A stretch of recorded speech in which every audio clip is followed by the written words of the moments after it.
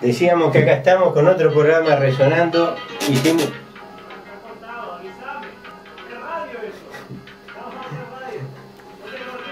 Dale.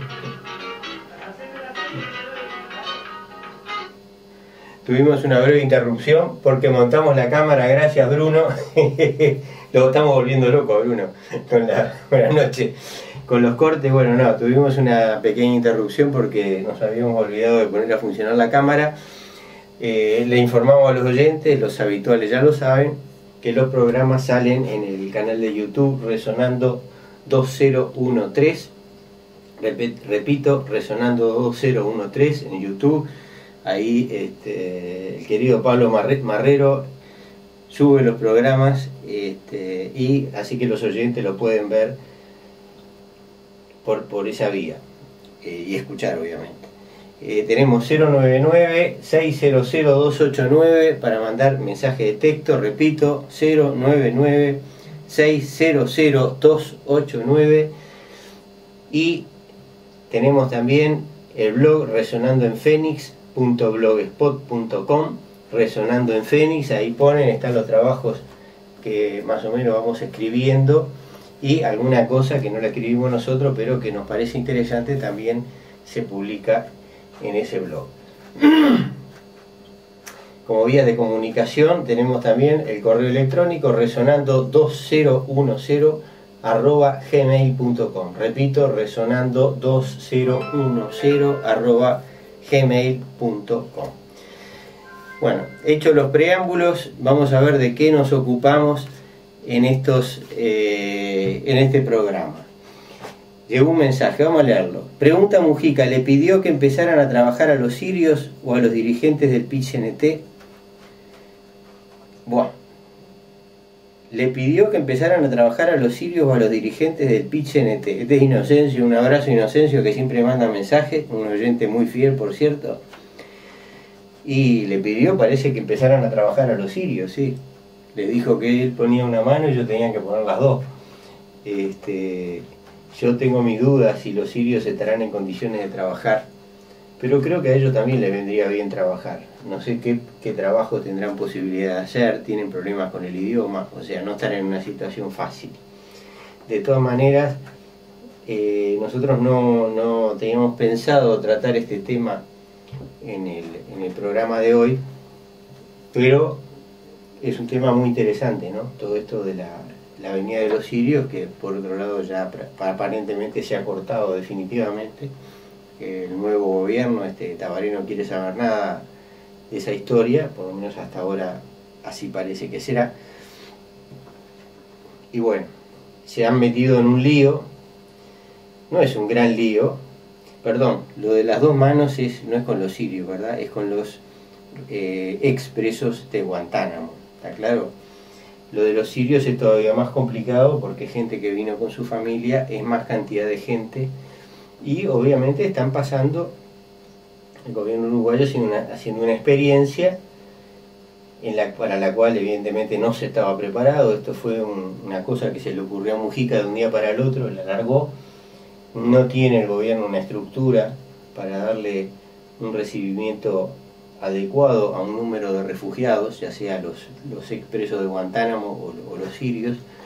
Nosotros, esto un poco nos hace acordar la acogida que tuvimos en Cuba, nosotros como refugiados, como militantes primero que íbamos supuestamente a prepararnos para volver a combatir al Uruguay, y posteriormente como refugiados políticos. Pero bueno, Cuba tenía sí una estructura, un país socialista, estaba en otras condiciones, ¿no?, para llevar adelante esto. Esto es una cosa totalmente improvisada, podríamos decir a la Mujica, ¿verdad? Y que no parece que esté saliendo muy bien. Acá van a sufrir esta gente las consecuencias de esto, y esperemos que bueno, a pesar de todo, su experiencia no sea demasiado mala en nuestro país. Nosotros queríamos hablar del tema de los cañeros, del tema de UTAA, del tema del campamento de la Avenida de los Cañeros a Montevideo. Queríamos hablar de esto. Este es un tema que lo hemos tratado recurrentemente en el programa, ¿verdad? Hace un par de programas le hicimos una larga entrevista a Jorge Roda. Nosotros apoyamos en nuestras humildes posibilidades materialmente y en lo posible también moralmente, políticamente, el movimiento el movimiento de los cañeros desde hace ya muchos años, ¿no? ¿Verdad? Desde la primera ocupación, que fue los primeros días del año 2006, ya fíjense, hace 9 años venimos trabajando en este asunto, y convencido de que, bueno, se trata de luchadores que recogen una muy rica y muy vasta tradición, ¿verdad? La de los azucareros de Artigas, aquella UTA que fundó Raúl Sendic hace ya, imagínense, más de 50 años, ¿verdad? 50 años. Y estos trabajadores siguen hoy luchando básicamente por las mismas cosas por las cuales luchaban aquellos trabajadores hace más de 50 años, ¿verdad? Entonces, hemos visto con cierta sorpresa un par de trabajos que aparecieron en la Posta Porteña, firmados con un seudónimo, alguien que no se identifica, haciendo una crítica despiadada, ¿verdad?, hacia los trabajadores, hacia UTA, que toma algunos datos, algunos hechos aislados, cosas que son ciertas, nosotros sabemos que son ciertas, y las utiliza para descalificar a todo un movimiento, a todo un sindicato, y en definitiva a toda una trayectoria de lucha, una segunda etapa como la que estamos viviendo hoy. Nosotros tratamos siempre de ser muy respetuosos de los trabajadores en su lucha, de los sindicatos, y es verdad que en alguna vez hemos hecho críticas muy duras hacia determinadas dirigencias sindicales, sobre todo, digamos, a nivel de la dirección máxima del PICNT. Yo recuerdo, y le recuerdo a los oyentes, algunos seguramente lo recordarán también, hace ya unos cuantos años, alrededor de, corría, si no me falla la memoria, los primeros meses de 2008, apoyamos el conflicto de los trabajadores del frigorífico Las Piedras, que habían sido despedidos, más de 100 trabajadores, después de haber tenido un conflicto de la industria frigorífica exitosa en todo el país, en la cual lograron algunas reivindicaciones salariales bastante importantes. La dirección de frigorífico, que es propiedad de un capitalista y terrateniente uruguayo, la dirección del frigorífico le manda telegrama de despido a más de 100 trabajadores. Nosotros apoyamos ese conflicto y después denunciamos una actitud muy embromada, ¿verdad? Que se parece por lo menos mucho a una traición por parte de la dirección del PICNT con los trabajadores del frigorífico Las Piedras. Pero eso lo hicimos con documentos, o sea, nosotros habíamos vivido el conflicto, habíamos estado junto a los trabajadores que estaban trancando el ingreso del frigorífico ahí en la ruta, y vimos todo el proceso de las negociaciones, y después vimos cómo las actas del Parlamento, por un lado, un alto dirigente del PICNT, que hoy, si mal no recuerdo, es legislador, decía que determinada cláusula del conflicto, del acuerdo propuesto, lo vaciaba de contenido, y un poco tiempo después él, junto a la dirección del sindicato y algún otro representativo de alto nivel del PICNT, firmaban un convenio que incluía esa cláusula. O sea, ellos, sabiendo que ese convenio no tenía contenido, igual lo firman. Después plantean eso como un triunfo de los trabajadores festejan, y el resultado es que no habían obtenido nada, ¿no? O sea, que el convenio marcaba una derrota ilevantable. Todos esos trabajadores fueron despedidos, y bueno, pero nosotros hicimos esa denuncia, pero la hicimos con los documentos en la mano, ¿verdad? Eso después fue denunciado en una película que se hizo en aquella época, que se llamó Las penas son de nosotros, en la cual tuvimos alguna participación también, y todo eso quedó, digamos, de alguna forma para la historia del movimiento sindical un ínfimo jalón, un pequeñísimo jalón, ínfimo, casi insignificante, pero jalón al fin de la historia del movimiento sindical uruguayo. Pero lo hicimos con los documentos en la mano, o sea, con fundamento. Esto es basura, no voy a decir una palabrota, basura, que tira un individuo que firma Juan Tranquera y los suyos, y que trata de enlodar. Por eso nosotros redactamos un trabajo que no lo hemos dado a publicidad y más o menos lo vamos a ir leyendo. La Unión de Trabajadores Azucareros Artigas tiene una larguísima trayectoria, fue fundada por Raúl Sendic a principios de los 60 y marcó algunos hitos fundamentales en la historia del movimiento sindical uruguayo. Las marchas, el copamiento de la sede del Ingenio con la directiva adentro, que obligó a los patrones extranjeros a pagar los créditos laborales que debían a los trabajadores, y por fin la integración de muchos peludos a la lucha guerrillera urbana y rural, son apenas parte de esa epopeya. Es cierto que esta historia se tiende a idealizar, ¿verdad? O sea, esta personalidad, este personaje bastante despreciable que escribe estas cosas, traza como una línea divisoria, ¿verdad? Que ellos eran los puros, los no sé qué, y los de hoy son corruptos, en fin, hay una serie de acusaciones ahí, el que quiera lo busca eso, no lo vamos a leer, por cierto, acá. Por supuesto que no da ningún dato concreto, ninguna prueba, nada, ¿verdad? Yo digo esto y esto es así, ¿no? La típica calumnia sin ninguna base.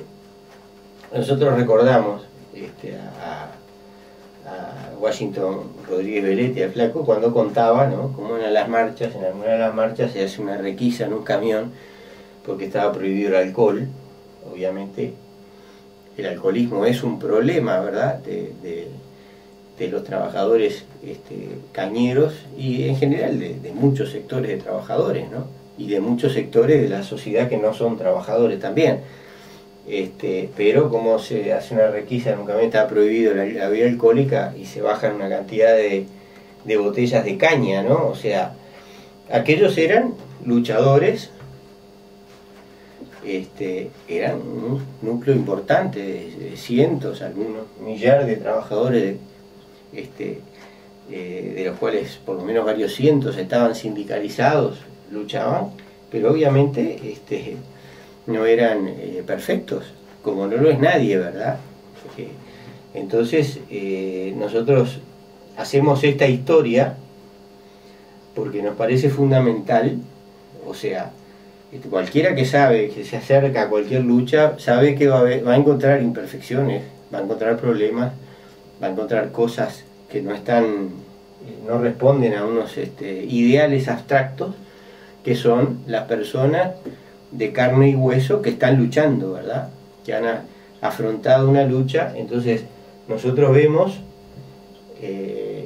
vamos al campamento, vemos las condiciones, ¿verdad?, en que estos trabajadores vienen a Montevideo, esos ómnibus viejos de Cutsa, con asientos duros, totalmente inadecuados para hacer un viaje de más de 600 kilómetros, que debe haber llevado no menos de 10 horas. Además venían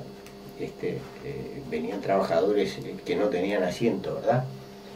Y vemos que la gente se somete a esas condiciones, vienen a un campamento, bueno, se tuvieron que bancar además una lluvia como de 50 milímetros en el campamento, y vienen porque están desesperados, porque la situación que tienen es muy mala y las perspectivas que ellos ven son aún peores.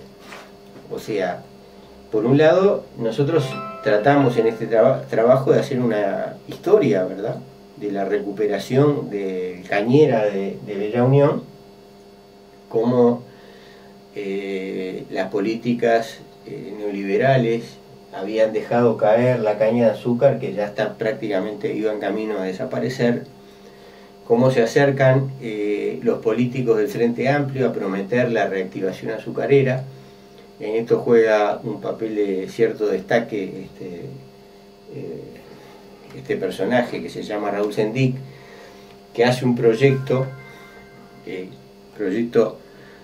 sucroalcoholero, que ese proyecto tuvimos ocasión de leerlo, no lo entregó él en persona, el proyecto era desastroso, ¿verdad?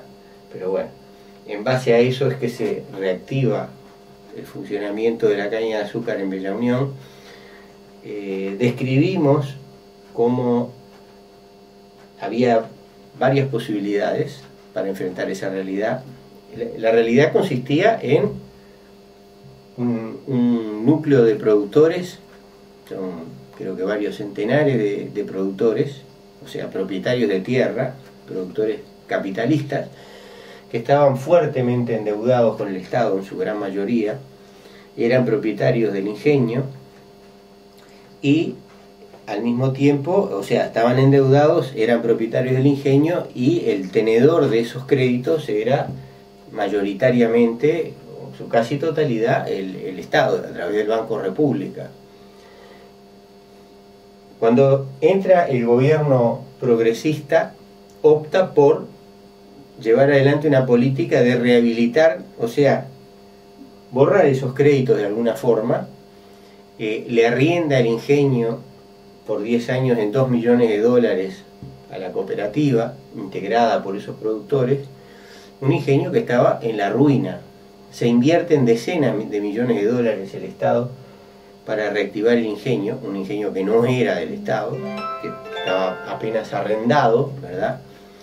Se les perdonan las deudas a estos productores, o se refinancia, en fin, de alguna manera se eliminan esas deudas y se pone en marcha el proyecto sobre esa base.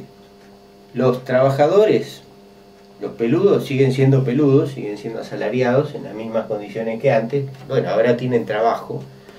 Está el sindicato que los defiende, logra algunas mejoras, ¿verdad?, en cuanto a condiciones de trabajo, a salario, a inclusión en la seguridad social, etcétera, pero todo vuelve, digamos, a lo mismo, básicamente a lo mismo que era antes.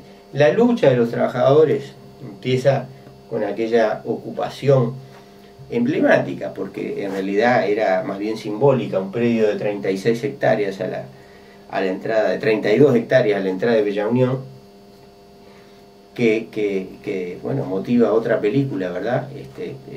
Yo pregunto a los presentes, que anda circulando por ahí. Esa primera ocupación desencadena un proceso en el cual Alur, la empresa, esos engendros que está haciendo cada vez más el Estado uruguayo, las empresas públicas, de crear empresas que son públicas porque son la plata de todos nosotros, pero que funcionan bajo derecho privado, ¿verdad? Alur es una de ellas.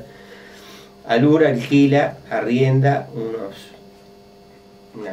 no recuerdo, alrededor de 400 hectáreas en la zona ahí de Bella Unión, y aparece el primer proyecto, la primera colonia cañera, en la cual se ubican un grupo de familias de militantes del sindicato de UTA, con un carácter que hemos descrito ya aquí, que en nuestra opinión es una especie de empleo disfrazado, o sea, empleo para que los trabajadores no tengan sus derechos como tales, pero el mecanismo formal es que son productores independientes, son colonos.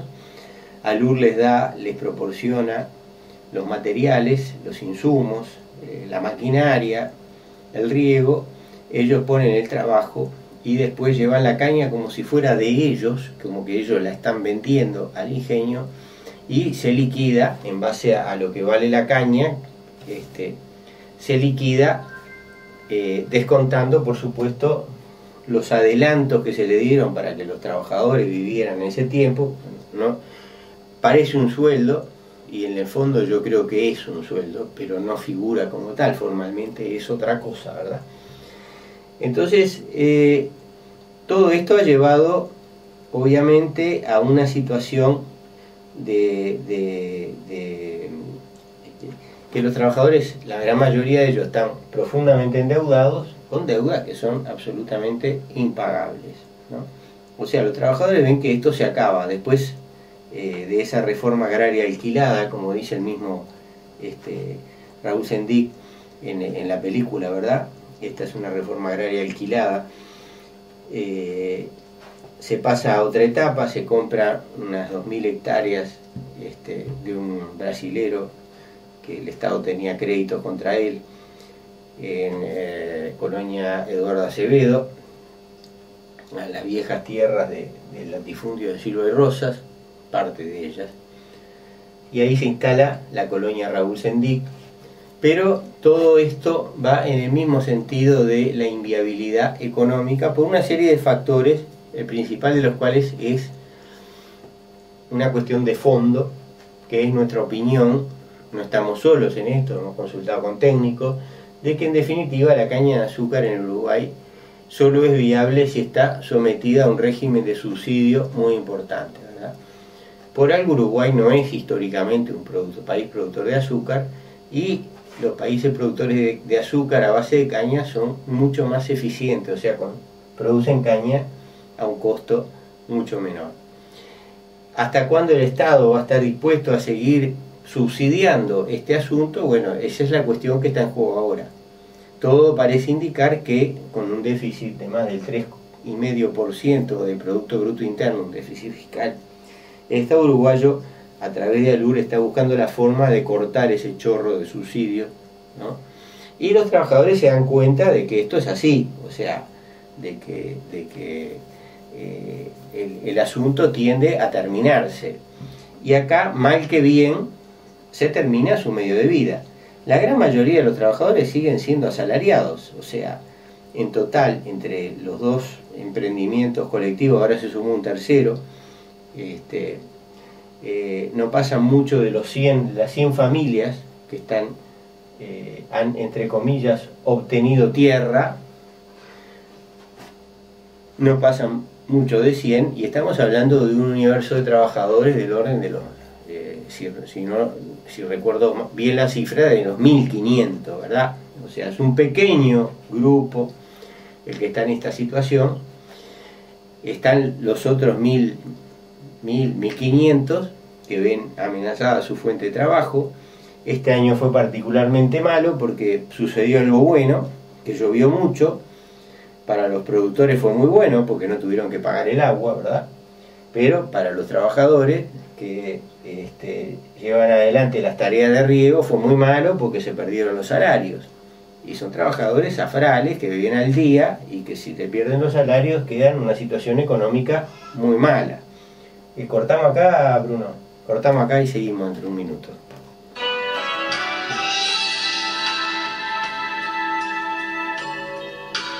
Está escuchando bien.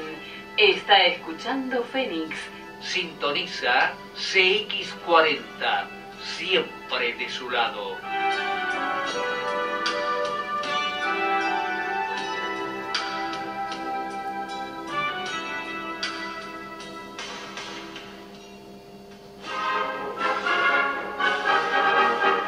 Todos los días a las 13:30 horas, Música de España. Un espacio presentado por Hotel Colón de la ciudad de Mercedes. Más que un hotel, un lugar para disfrutar. Teléfono 4532 4720 y 4721.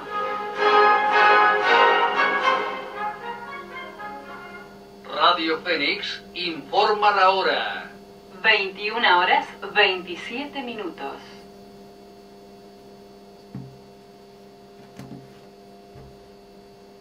Radio Fénix informa la hora.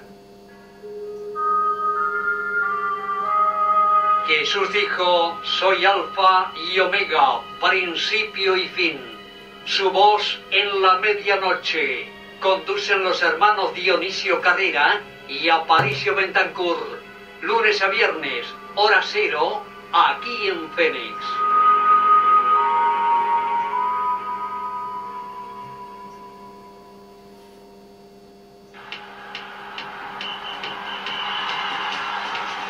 Básquet Total, todo el básquetbol nacional e internacional compactado en una hora semanal. Conduce Fabio Otonello con la participación de un gran equipo.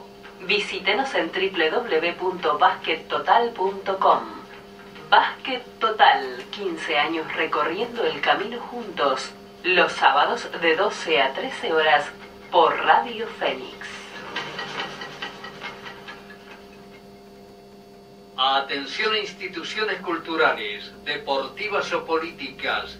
Invierta donde pueda hacer conocer sus logros e inquietudes. Elija Fénix.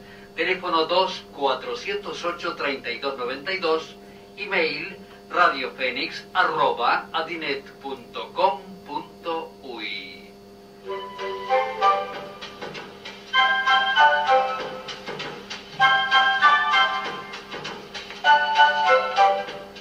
En los 1330 de su dial y desde la ciudad de Montevideo transmite la emisora popular del Uruguay. CX40 Radio Fénix.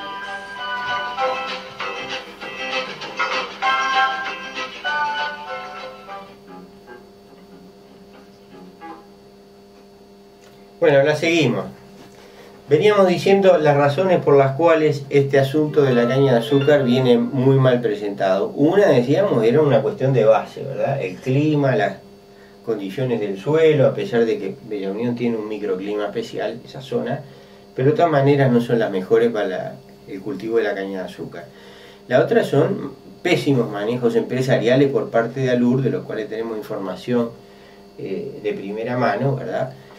Ineficiencias múltiples, problemas de gestión que han contribuido no poco a la mala gestión económica de la empresa. Entonces, todo esto hace que, como es lógico, los trabajadores vean un futuro complicado y vengan a Montevideo a tratar de sensibilizar a las autoridades, por llamarlo de alguna manera, a buscar apoyo entre los amigos que tienen acá, entre otros sindicatos, para ver si se llega a alguna solución alternativa. El gobierno, a través de ALUR, la política se ha ido desde lo sucro hacia lo alcoholero, o sea, dejar de lado cada vez más el azúcar y centrar más en la producción de alcohol carburante. Eso forma parte de una política, ¿verdad?, que nosotros no compartimos. De eso hemos hablado también en el programa y hemos escrito algo. No compartimos de quemar comida en los motores de los automóviles, que es lo que significa, ¿verdad?, agregarle alcohol carburante a la nafta, o la producción de biodiesel a gran escala en base a cultivos de grandes extensiones de sorgo y de otros de granos oleaginosos. Entonces, estamos viendo una política que va en ese sentido y que se empieza a centrar en lo que es realmente más económico, que es la producción en gran escala de grano, para a partir de ahí producir el etanol o el biodiesel. Entonces, ¿qué papel juega la caña de azúcar en esto? Y bueno, la tendencia es a que va a jugar un papel cada vez menor. Por otro lado, se viene la mecanización del corte. La mecanización del corte implica dejar de lado una cantidad de trabajadores, y como decía el otro día Jorge Roda en el campamento, nosotros no tenemos ningún problema. El trabajo de cortar caña es durísimo y no nos molestaría para nada dejar de hacerlo, a condición de que nos den otro trabajo, ¿no? Pero el otro trabajo es lo que no aparece. Y por último, vamos a decir que cuando el gobierno se ve triunfa el Frente Amplio 2005 y se plantea el proyecto ALUR, tenía unos proyectos alternativos, ¿verdad? O sea, tenían varios miles de hectáreas bajo riego, una inversión de mucho dinero, muchos millones de dólares en la zona, y era perfectamente posible quedarse con las tierras de los gringos, como le dicen allá, los peludos endeudados, de los productores endeudados, y encarar para otro lado que no fuera la caña de azúcar en forma cooperativa con los trabajadores. Hay montones de actividades que se pueden llevar adelante productivas que sí son rentables en las condiciones del Uruguay, ¿verdad?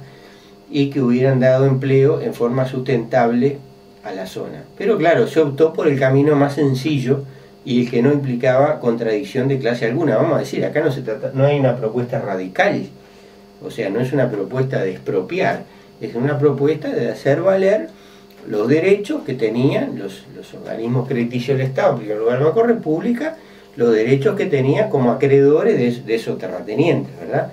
Ejecutarlos, quedarse con la tierra y a partir de ahí armar, sí, proyectos mucho más sólidos, con mucho más posibilidades de futuro y que le dieran una vida humana y decente a estos 2 o 3 mil trabajadores que están hoy en juego. Esto es lo que tengo que decir sobre este asunto. Tenemos mensajes y tenemos algunos planteos interesantes en algún mensaje que los vamos a comentar, ¿verdad? Hola William, una pregunta. Si es que en realidad Maduro se llevó al opositor sin ninguna orden judicial, ¿qué estará buscando Maduro? ¿Dejar el mandato antes de tiempo?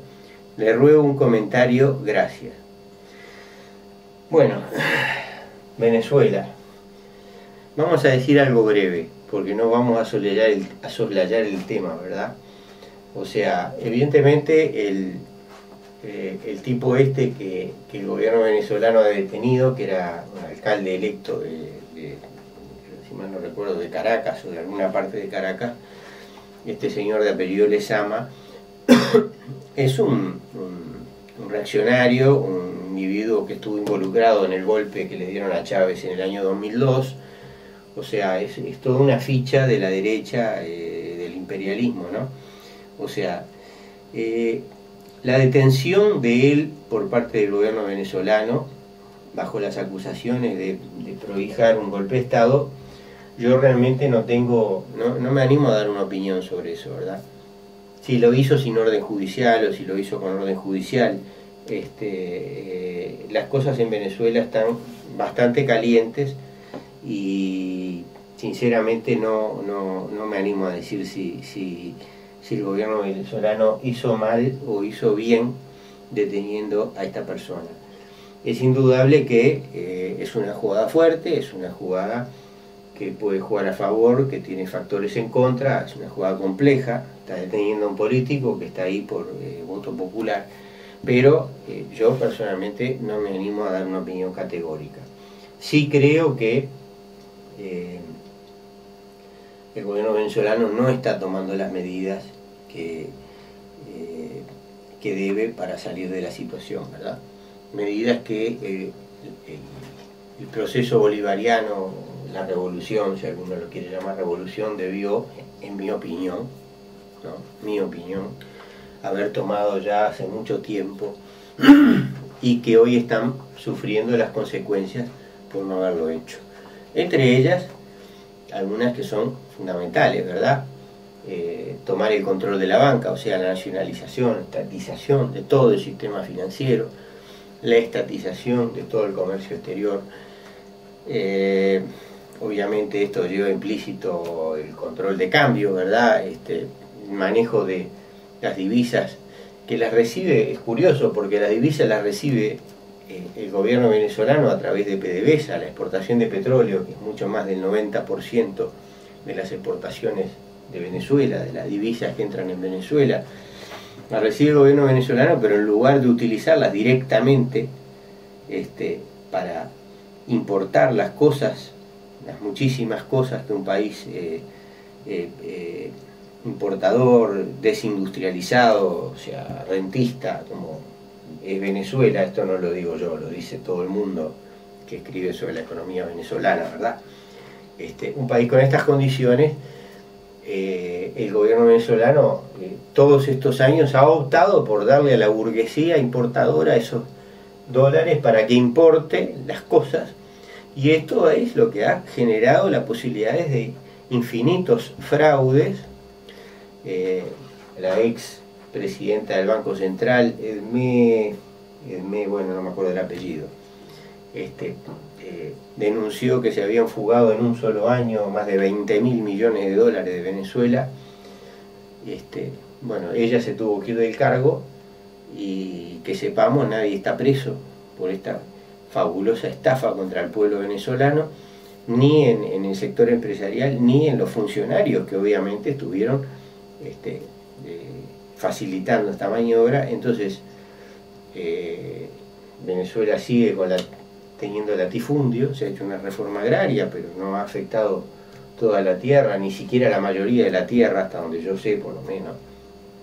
Entonces digo, todo lo bueno que se puede haber hecho por otro lado, de utilizar esas divisas que antes se iban directamente a un sector burgués y de funcionariado de PDVSA, la malversaba, que hoy las captura el Estado venezolano a partir de una medida esencial que tomó Chávez y que costó el golpe de Estado, que casi lo mata en aquel momento, ¿no? En el año 2002. Todo eso se pierde porque en lugar de utilizarlas directamente y de con esto tratar de que Venezuela salga del no es monocultivo, de el monoextractivismo petrolero y genere una economía diversificada, con otras perspectivas de desarrollo económico, todo esto termina en una permanente y estéril, vemos, serie de medidas, de controles, de cosas que son evadidos por una burguesía que en realidad hace una cosa que por un lado le da ganancia y por otro lado debilita el gobierno. O sea, mata a 2 pájaros de un tiro, hace lo que normalmente tiene, entre comillas, que hacer cualquier burguesía, que es ganar la mayor cantidad de dinero posible en el menor tiempo posible y con el menor riesgo posible, ¿no? A través de la defraudación en todos estos mecanismos de importación. Y por otro lado, colateralmente logra debilitar un gobierno que, si bien le permite hacer estos brillantes negocios, por otro lado siempre le está implicando un riesgo de que se les termine el negocio, ¿no? Entonces, bueno, yo qué sé, yo ahora venía escuchando el discurso de Maduro en vivo y en directo ahora en una plaza céntrica de Caracas, y el discurso estaba bárbaro, ¿no? Maduro hablaba del imperialismo, de la soberanía de Venezuela, de que las medidas, el gobierno de Venezuela era del pueblo de Venezuela y de él como representante del pueblo de Venezuela, y que los yanquis no podían imponerse en Venezuela. Todo eso está perfecto, pero el problema es que la retórica está muy bien, las medidas de corte político, reitero, no sé si esta en particular que pregunta al oyente está bien o no, pero no importa, en general las medidas de corte político están bien, pero si no se corta de raíz las raíces por las cuales esta burguesía obtiene sus espectaculares ganancias a través de unos mecanismos de robo, si no se corta eso, la cosa yo sinceramente no le veo un buen futuro. Bueno, creo que hemos contestado la inquietud del oyente, ¿verdad? Estos 10 años de gobierno del Frente Amplio me han demostrado lo que realmente son: manipuladores, embaucadores, trepadores. Eso también lo vemos en la región, Argentina, Venezuela. Jorge Paso de la Arena. Bueno, este mensaje da para mucho. Lo de Venezuela, bueno, hemos comentado algo. De Argentina hoy no vamos a entrar porque hay un tema que queríamos tocar antes de que se termine el programa, y no daría el tiempo. Hay otro mensaje: ¿por qué el costo de otros es menor? Estaría para estudiarlo y hacerla viable a una cooperativa de los trabajadores. Camilo. Supongo que Camilo, que le mandamos un saludo, también es otro oyente de siempre, se está refiriendo a la producción de caña de azúcar, ¿verdad? Y yo le digo a Camilo que más allá de la eficiencia, de cómo se hagan las cosas, hay un problema de clima. O sea, ustedes, yo viví 10 años en Cuba, Cuba es un país azucarero, o sea, la caña de azúcar se da en forma ahí natural, aunque no es oriunda de Cuba, creo que es oriunda de Asia la caña de azúcar, pero es un clima, como uno diría, hecho para la producción de caña de azúcar. O sea, el diámetro que tiene la caña de azúcar en Cuba es completamente al que tiene aquí. Y si ustedes comparan el clima de Cuba con el clima de aquí, es evidente que se puede producir, se puede. Ya hay una historia del país, no sé, por lo menos 50 años produciendo azúcar de caña. Así que se puede, pero que no se puede competir con los países que tienen un clima perfecto para eso. Lo mismo que los cubanos no pueden competir con nosotros produciendo leche, ¿verdad? Nosotros tenemos un clima muy bueno para unas condiciones de suelo y de lluvia muy buena para la producción láctea, y los países tropicales tienen enormes dificultades para la producción láctea. Pueden producir leche y producen leche, pero tienen un costo muchísimo más alto que el que podemos tener nosotros. Bueno, y por último vamos a ir a Grecia. Vamos a viajar un poquito y nos vamos a Grecia. En Grecia. ¿Qué pasó en Grecia? Vamos a leer un cable de Bloomberg. Estos días, si mal no recuerdo, jueves o viernes, por fin los acreedores de Grecia, la famosa Troika, que es la Comisión Europea, el Banco Central Europeo y el Fondo Monetario Internacional, llegaron a un acuerdo de principio con el gobierno griego de Syriza, a través del primer ministro Alexis Tsipras y del ministro de Economía Varoufakis.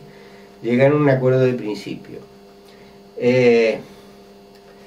Bloomberg, ¿qué dice Bloomberg? Bloomberg es un portal de negocios, dice una completa rendición de los griegos, una gran victoria para los eurócratas.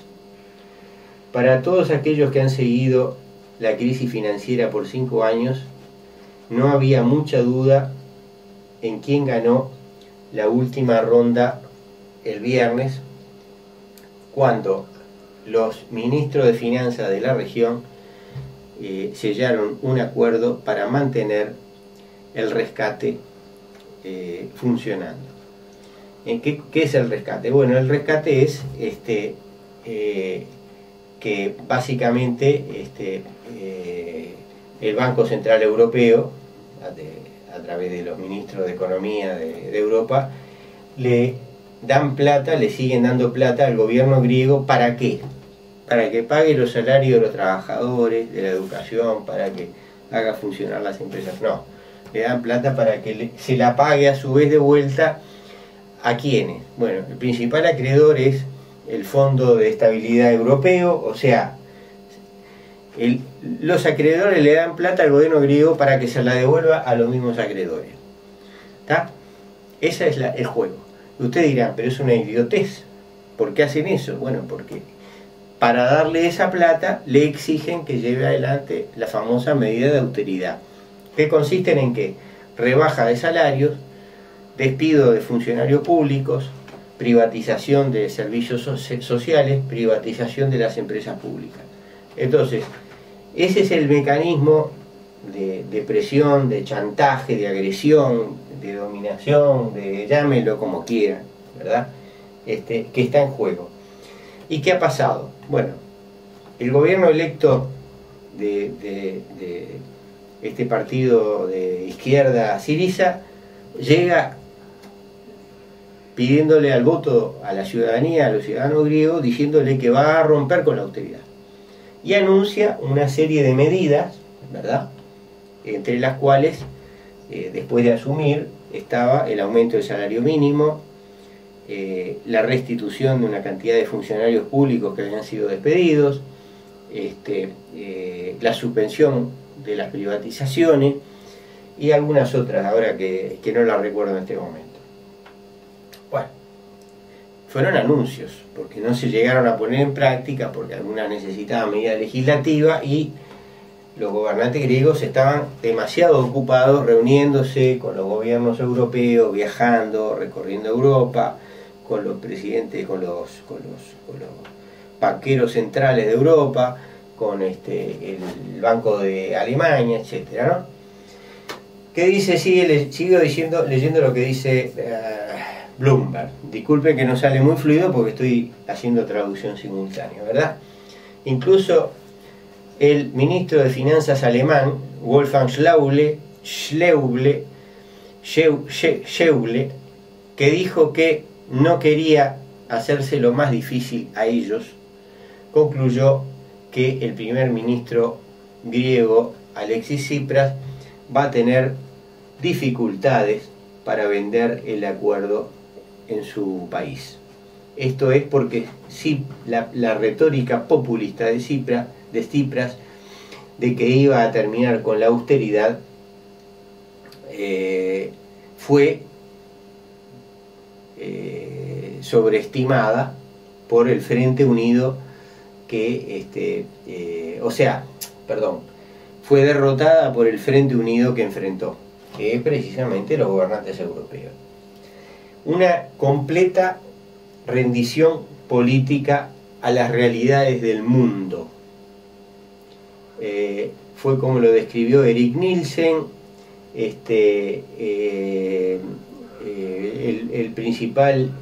el economista jefe de Unicredit Bank AG, que reside en Londres. Y bueno, después hay otros comentarios de otros economistas, ¿verdad? Mientras Tsipras dice que evitar la insolvencia nacional significa que ganamos una batalla pero no la guerra, los economistas dicen que probablemente ni siquiera ha logrado eso.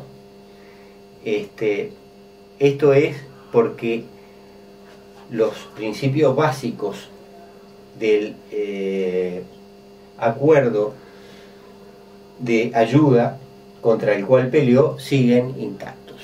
O sea, en definitiva, todo parece indicar que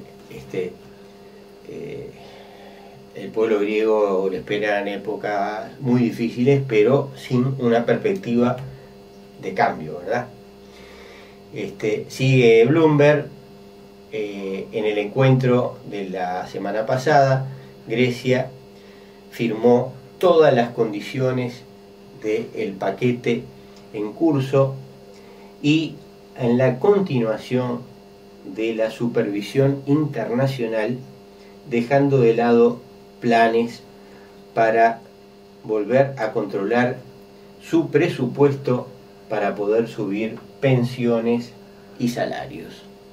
La combinación de presiones del sector bancario y en los flujos de caja del Estado ha forzado a que el grueso de las concesiones las tuvo que hacer el gobierno griego. Eso es lo que dice otro economista de JP Morgan. Hubo algunas concesiones. Tsipras ahora tiene la posibilidad de hacer él una lista de ideas de reforma en vez de que se las digan a él, ¿verdad? El objetivo fiscal de este año no se hizo tan específico, recordemos, esto lo digo yo, no lo dice Bloomberg, que el paquete le exigía a Grecia, el paquete original le exigía a Grecia un superávit fiscal del 4,5%, o sea, el Estado griego tenía que recaudar un 4,5% más de lo que gastara, y esa plata destinada a pagar deuda, ¿verdad? Dándole a él, sigue Bloomberg, algo de dinero extra para gastar dentro del país. Bueno, y acá siguen otros economistas, ¿verdad?, de los bancos. Hay otro que dice, nominalmente al menos, los acreedores ganaron, pero la realidad puede ser diferente, dice otro economista, ¿no? Que dice que este acuerdo le da al gobierno griego algún margen para salvar la cara, ¿verdad? Salvar la cara en casa, ¿verdad? Bueno, y acá vamos a leer, creo que lo más interesante de esto, que es lo que dijo Manoli Iglesias. Nosotros hemos hablado acá de Manoli Iglesias, ¿verdad? Manoli Iglesias es un hombre que tiene 94 años, que fue combatiente de la lucha contra los nazis, después fue guerrillero contra los ingleses que ocuparon Grecia después de los nazis, en una guerra también guerra de guerrillas extremadamente cruenta. Bueno, y este hombre dice: antes de que sea demasiado tarde, el hecho de que la Troika se le hayan cambiado el nombre por las instituciones, de que el memorándum haya sido cambiado en su nombre por acuerdo, y que los acreedores se les haya llamado socios, en la misma manera de bautizar carne como pescado, no cambia la situación previa. Ustedes no pueden cambiar el voto del pueblo griego en la elección del 25 de enero. El pueblo griego votó por lo que